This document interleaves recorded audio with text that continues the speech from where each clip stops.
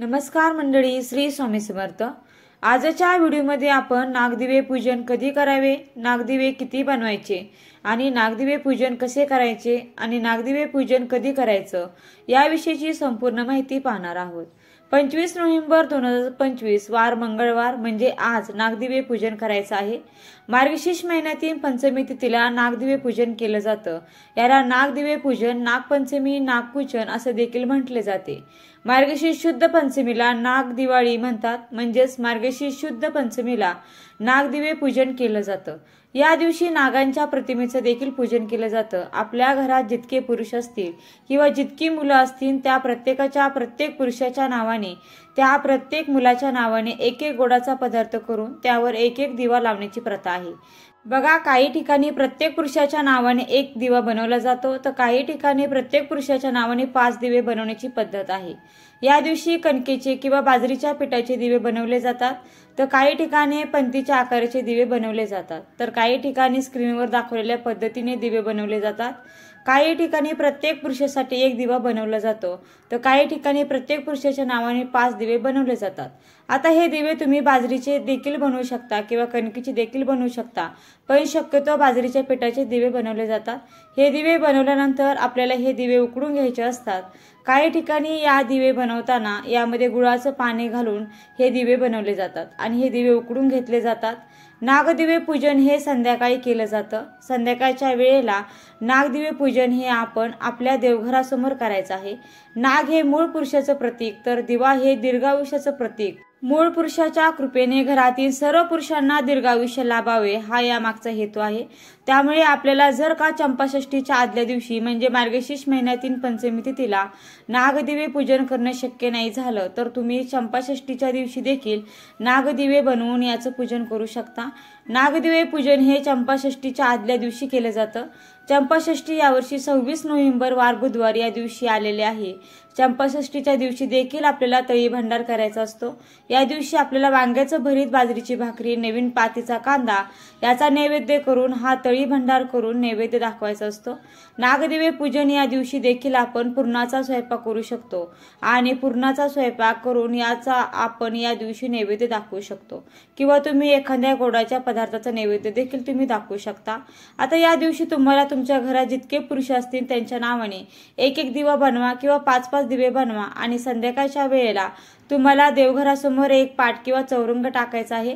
त्यावर एक कपडा ठेवा किंवा कपडा अंथरावा आणि यावर फुलाच्या पाकळ्या ठेवून यावर तुम्ही हे दिवे ठेवू शकता किंवा एक मोठं ताट घ्या किंवा काही ठिकाणी सुपात देखील हे दिवे ठेवले जातात। दिव्यामध्ये तुम्हाला फुलवात घ्यायचे आहे आणि शुद्ध गाईचं तूप तुम्हाला यामध्ये टाकायचं आहे।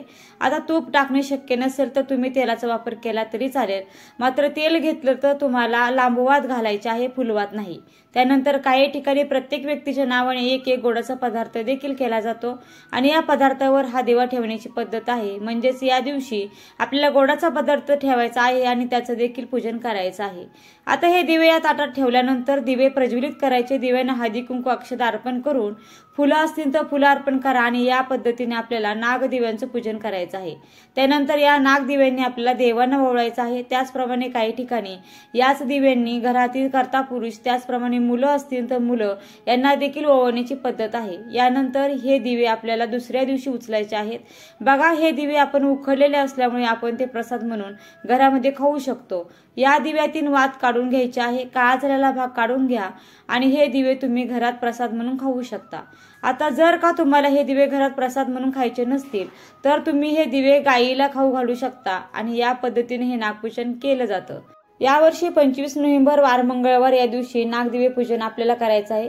आता नागदिवे पूजन का केलं जातं? या पूजेमुळे कुटुंबातील पुरुषांना दीर्घायुष्य मिळतं, तसेच नागाची पूजा केल्याने घरात सुख आणि समृद्धी प्राप्त होते आणि या दिवशी नागदेवतांची पूजा करणं देखील शुभ मानलं जातं आणि त्यांना प्रसन्न करण्यासाठी खास प्रकारचे दिवे प्रज्वलित करून त्यांची पूजा केली जाते। नाग हे कुलपुरुषाचं प्रतीक मानलं जातं आणि त्यामुळे या दिवशी घरात जेवढे पुरुष आहेत त्या प्रत्येकाच्या नावाने गोड पदार्थ बनवून त्यावर दिवा लावण्याची प्रथा आहे। आज मार्गशीर्ष शुद्ध पंचमीला बाजरीच्या पिठाचे नागदिवे किंवा पुरणाचे दिवे तयार केले जातात। तर काही ठिकाणी पेढे किंवा गुलाबजाम किंवा असे वेगवेगळे जे गोड पदार्थ आहेत त्याचे दिवे केले जातात। मुली किंवा महिला आहेत त्यांच्यासाठी जिलेबी, बर्फी किंवा खोबऱ्याची वाटी, खडीसाखर याच्यावर दिवे ठेवले जातात आणि त्याच्यावर दिवा लावला जातो आणि हे दिवे त्या आपल्या देवघराच्या समोर ताटामध्ये ठेवले जातात। त्यांचे पूजन केलं जातं। हळदी कुंकू, अक्षदा, धूप दीप दाखवून नंतर त्यांना नैवेद्य दाखवला जातो। तसेच आपल्या घरातील सर्वांच्या दीर्घ आयुष्यासाठी प्रार्थना केली जाते आणि त्याच्यानंतर त्या दिव्यावरती चमचा किंवा उलथण्याने घेऊन त्याला तूप लावलं जातं आणि त्या दिव्यावरची जी काजळी आहे ती चमच्याला धरली जाते आणि त्यानंतर त्याच्यावर जी काजळी आलेली आहे ती काजळी डोळ्यामध्ये घातली जाते काजळाप्रमाणे। अशी देखील एक परंपरा आहे। प्रत्येक ठिकाणी आपापल्या पद्धतीने हे दिवे लावले जातात आणि आपापल्या कुळधर्म कुळाचाराप्रमाणे हा सण साजरा केला जातो। हे जे छोटे छोटे सण आहेत ते लोप होत चाललेले आहेत, त्यामुळे या व्हिडिओच्या मार्फत मी तुम्हाला हे सांगू इच्छिते की ही गोष्ट तुम्ही केल्या तर याचा फायदा आपल्याला होतच असतो आणि यामुळे आपल्या घरामध्ये कुलाचार होत असतो आणि आपल्या कुलदेवतेचे कुलदेवाचं स्मरण सुद्धा होत असतं आणि याचा खूप चांगला फायदा आपल्याला आपल्या घरातील व्यक्तींना होत असतो। त्यामुळे सर्वांनी हे नागदिवे करायचं आहे आणि हा सण साजरा करायचा आहे। तर ही छोटीशी माहिती होती नागदिव्यांविषयीची। कसे करायचे, कधी करायचे, याचं पूजन कसं करायचं ही माहिती मला तुमच्यापर्यंत पोहोचवायची होती। जर तुम्हाला हा व्हिडिओ आवडला असेल तर व्हिडिओला लाईक करा, जास्तीत जास्त लोकांपर्यंत शेअर करा आणि व्हिडिओ शेवटपर्यंत पाहिल्याबद्दल अगदी मनापासून तुमची खूप खूप आभारी आहे। धन्यवाद। श्री स्वामी समर्थ। जय जय स्वामी समर्थ। रामकृष्ण हरी। जय जय रामकृष्ण हरी।